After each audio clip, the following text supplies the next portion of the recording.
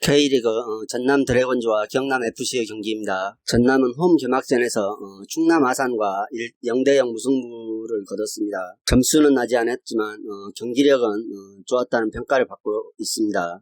특히 새로 영입한 포워드 사무엘이 제2의 말컹을 연상케 하는 엄청난 활약을 선보여줬으니 앞으로 전남의 경기를 기대를 해봐도 좋을 것이라는 평가를 받고 있습니다. 좋은 움직임과 날카로운 슈팅 그리고 피지컬적인 측면에서도 좋은 기운을 내뿜는 선수라는 평가입니다. 다만 사무엘을 제외한 다른 용병들이 정상 가동되지 않고 있다는 점은 매우 아쉬운 부분이죠.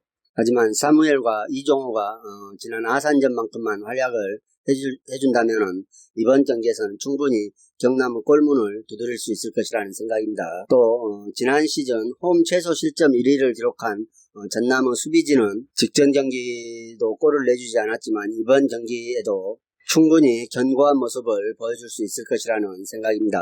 또 최근 5번의 경남과 맞대결에서는 1승 3무로 전남이 한 번도 지지 않고 있는 점도 홈에서 어느 정도 자신감을 가지고 경기를 임할 수 있을 것이라는 생각입니다. 이에 맞서는 원정팀 경남FC는 개막전 안양과 홈 개막전에서 1대2로 졌죠. 지난 시즌 후반부에 경남의 페이스가 워낙 좋았던 만큼 올 시즌 초반 지난 시즌처럼 좋은 경기력을 기대해 보았으나 막상 개막전의 내용과 결과는 다소 실망스러웠다는 평가를 받고 있습니다. 하지만 개막전에서부터 날카로운 측면 공격력을 선보이며 득점을 뽑아냈죠. 이정엽은 침묵했지만 윌리안의 측면 공략은 나쁘지 않았고 백성동이 골을 터뜨리며 마무리를 지어줬습니다. 경남이 개막전에서 안양에게 패배를 당한 것은 다소 충격적이라는 평가이며 역시 수비적인 측면에서 누를 범했다는 생각입니다. 뒷공간 공략에 매우 취약한 모습을 보여줬죠. 따라서 오늘 경기에서도 불안한 수비력이 발목을 잡을 수도 있을 것이라는 생각입니다. 경남이 지난 시즌부터 원정에서는 매우 고전했었던 팀이죠. 특히 많은 실점을 내주며 무너지는 모습을 많이 보여줬습니다.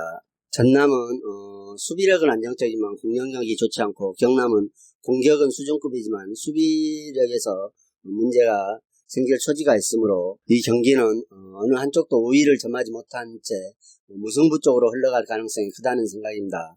따라서 전남이 받은 플러스 1.0 핸디캡이 매우 좋아 보이는 경기죠. 그리고 홈팀 전남의 근소한 우세가 예상되고 있습니다. 직전 경기에서 인상적인 경기를 펼쳐줬고 신인 용병 사무엘의 활약이 앞으로 매우 기대가 되기 때문이죠. 따라서 이 경기는 가장 우선적으로 전남의 플러스 1.0 핸승을 추천드리겠으며 전남 승도 좋아 보인다는 생각입니다. 그리고 2.5점 기준점 언더도 좀 더 나아 보인다는 생각입니다.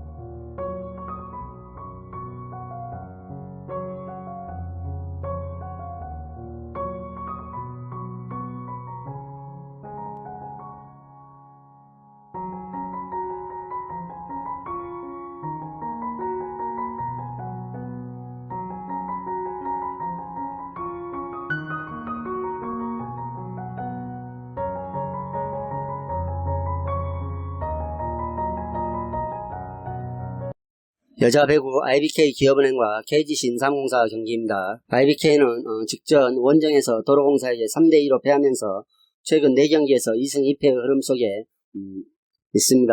도로공사 상대로는 라자레바가 높은 공격 성공률을 기록했지만 포종 선수들의 지원이 부족하고 범실이 많았던 탓에 3, 4세트를 빼앗겼으며 경기 중반 허리 통증을 호소하며 라자레바가 부상 이탈로 스라린 리버스 역전패를 당했습니다. 라자레바가 눈물을 보이면서 혹사에 대한 논란이 많았던 경기였죠. 하지만 3위 싸움을 펼치고 있는 도로공사가 직전 인삼공사에게 패하면서 자력으로 3위를 차지할 수 있는 기회가 생겼고 일주일 동안 휴식 기간을 보내면서 팀을 재정비하고 라자레바 부상 회복 시간을 벌였다는 것은 매우 고무적이라 할 수 있겠습니다. 이에 맞서는 원정팀 KGC 인삼공사는 염해선우 부상 공백으로 하여림 세타가 팀을 맡고 있죠. 직전은 홈에서 도로공사를 상대로 3대1로 승리를 기록했으며 현대건설을 상대로도 3대2로 승리를 거두면서 2연승의 흐름 속에 있습니다. 도로공사를 상대로는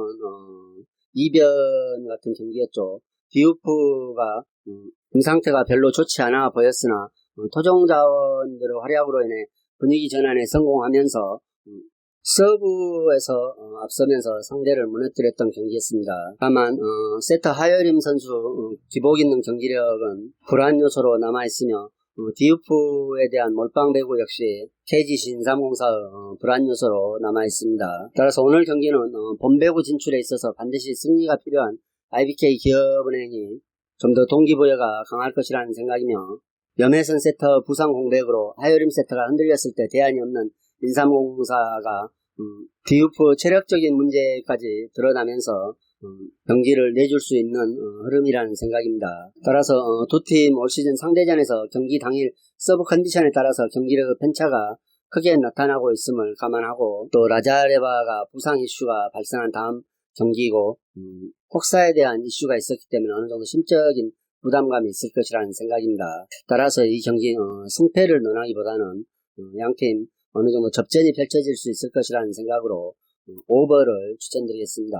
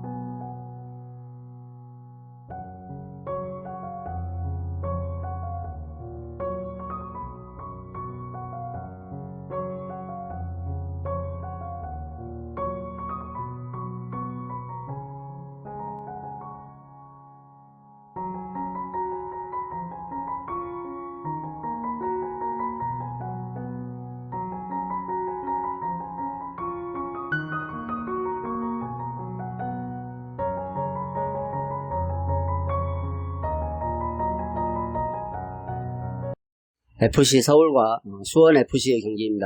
홈팀 FC 서울은 전북과의 원정 개막전에서 기대 이상의 선전을 펼쳤음에도 불구하고 2대0으로 패했죠. 다만 결과 대비 내용면에서 볼 때는 경기 중반부까지는 도리어 전북보다 날카로운 모습을 보여주는 등 내용면에서는 오히려 FC 서울이 더 좋은 모습을 보여줬다는 평가가 있습니다. 박진섭 감독이 부임하면서 미드필더 나상호와 팔로세비치 영입과 함께 팀의 발빠른 체질 개선에 성공한 듯한 모습입니다. 따라서 이번 주말에 펼쳐지는 홈 경기에서는 더욱 나아진 모습을 보여줄 수 있을 것으로 기대가 되고 있죠. 기성용의 잡음이 있습니다만 기성용과 오스마르, 팔로세비치가 버티는 중원과 조영욱과 나상호 양 날개가 포진한 측면의 힘이 크게 올라가 있어 이들의 공격력만으로도 기대를 해볼 수 있을 것이며 다만 박주영에게 더 이상 많은 것을 기대하기 어려운 만큼 주포급 공격수가 없다는 점은 FC 서울의 불안 요소로 떠오르고 있습니다. 기성용은 선발 출전이 확실하다는 소식이 있으며 수원 FC를 상대로는 통산 3전 전승을 기록하고 있죠. 기성용이 직전 경기에서 당한 사타구니 부상으로 인해 몇 주간은 결장이 불가피하다는 소식이 들렸습니다. 그렇다면 서울이 중원 싸움에서 오스마르 혼자의 힘만으로는 다소 밀릴 수도 있을 것이라는 생각입니다. 이에 맞서는 원정팀 수원FC는 핵심 센터백이 부상을 당하며 개막전에 결장했죠. 하지만 모두 울산 현대에서 이적한 수비수들이 좋은 조직력을 보여주며 안정적인 수비력을 선보였다는 평가입니다. 하지만 수비력에 비해 공격력은 아직 확실한 조합을 찾지 못하고 있는 수원FC죠.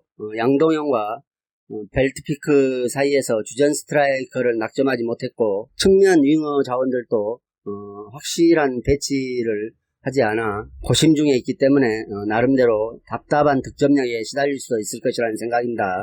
또 포워드 양동현이 6주 아웃 통보를 받았다는 소식과 공수 양면에 걸친 전력 누수 여파가 가볍지 않아 보이는 수원이죠. 따라서 지난 시즌 후반기에만 5골을 넣으며 무난히 팀에 적응했던 포워드 라스가 오늘 경기에서도 무거운 짐을 지고 활약을 해야만 하는 입장에 있습니다. 그리고 서울 원정에서는 2016년 시즌은 3대0 완패 이후 5년 만에 서력전을 펼칠 수 있을지 기대가 되고 있죠. 다만 서울이 수원FC와 맞대결 3경기에서 모두 승리를 따냈으며 7골을 넣는 동안 실점은 단 한 골도 내주지 않을 만큼 완벽한 공수 밸런스를 유지했던 점을 상기해 봤을 때 오늘 경기 또한 홈팀 서울의 야구세를 예상해 볼 수 있겠습니다. 비록 서울이 전북에게는 패했지만 180도 달라진 경기력을 선보였다는 평가죠. 양팀 다 주축 선수들의 부상 이탈은 있지만은 수원FC의 전력 누수가 좀 더 경기에 많은 영향을 미칠 수 있을 것이라는 생각이며 역시 조직적인 측면에서도 수원FC가 좀 더 세련된 면을 아직 갖추지 못했을 것이라는 생각으로 이 경기 홈팀 서울의 승을 예상해 보겠습니다. 남자농구 고양 오리온과 서울 삼성의 경기입니다. 이날 경기는 일단 서울 삼성의 김시래가 부상으로 이탈했죠. 홈팀 고양 오리온은 연속 경기 일정입니다. 직전 원정에서 안양 KGC에게 89대 66으로 승리를 했습니다. 그리고 이전 원정에서는 SK를 상대로 81대 79로 신승을 기록하면서 2연승을 기록하고 있습니다. 그리고 최근 5경기에서 4승 1패의 흐름으로 좋은 흐름을 유지하고 있죠. 직전 안양 KGC전에서는 외국인 선수 매치업에서 판정승을 기록하며 제공권을 장악했고 리바운드 싸움에서 크게 앞서며 대승을 거뒀던 경기였습니다. 특히 이대성과 허일영의 토종 자원들이 두 자릿수 득점을 기록했으며 윌리엄스 역시 로슨의 휴식 구간에 좋은 활약을 펼쳐주었습니다. 다만 21개를 기록했던 턴오버는 매우 아쉬움으로 남고 있죠. 이에 맞서는 원정팀 서울 삼성은 KT를 상대로 연장전을 치렀죠. 연장 승부 끝에 88대 93으로 패했으며 이로 인해 연승의 흐름이 끊겼습니다. 부산 KT를 상대로는 힉스가 분전했지만 4쿼터 마지막에 시도한 3차례의 슛이 모두 빗나가면서 연장 승부에 돌입했고 뒷심 대결에서 밀리며 패했던 경기였죠. 이날 가장 아쉬운 점은 4쿼터 경기 중에 김시래가 큰 부상을 당해 4주간 치료가 요하는 부상을 당했죠.